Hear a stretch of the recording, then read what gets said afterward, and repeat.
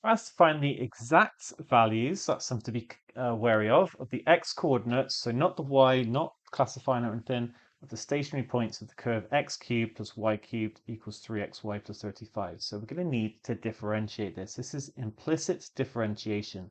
So I'm going to differentiate both sides of this curve. First up, x cubed, that becomes 3x squared. And then y cubed in a very similar way becomes 3y squared, but we times by dy by dx. I'm essentially using the chain rule here, differentiating a term kind of with respect to y, and then I still need to differentiate y. And then on the right hand side, I need to use the product rule here. So I'm going to first of all differentiate x. I mean, I've got the I can sort of ignore the 3. Let me actually factorize it out. So if I differentiate x, then it's going to be 1 times y. And then I'll differentiate y, so it's going to be x dy by dx. And then differentiating 35 just gives 0. Okay, that's the first step. Right, what now? Actually, I can cancel out these 3's. That's pretty good.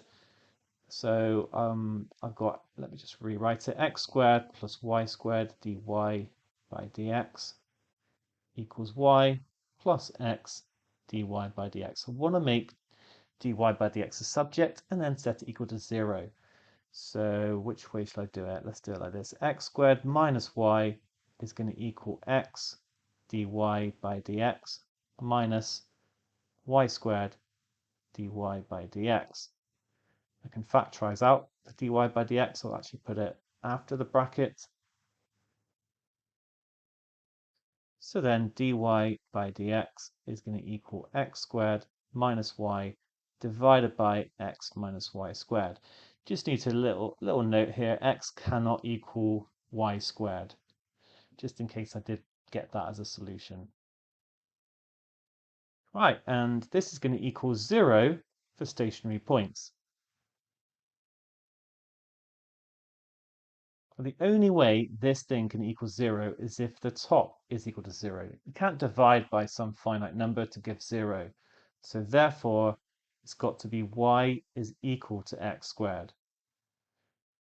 We're not finished though. Now we need to actually substitute it back into the original equation. We have like a condition and we've got our original equation. So let's put it in. And we're going to replace all my y's by x squared. So x cubed plus x squared cubed equals 3x and then x squared plus 35.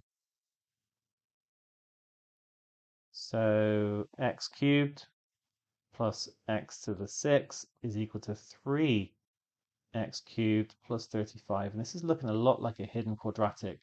Just going to tidy it up. X to the 6 minus 2x cubed minus 35 is equal to 0.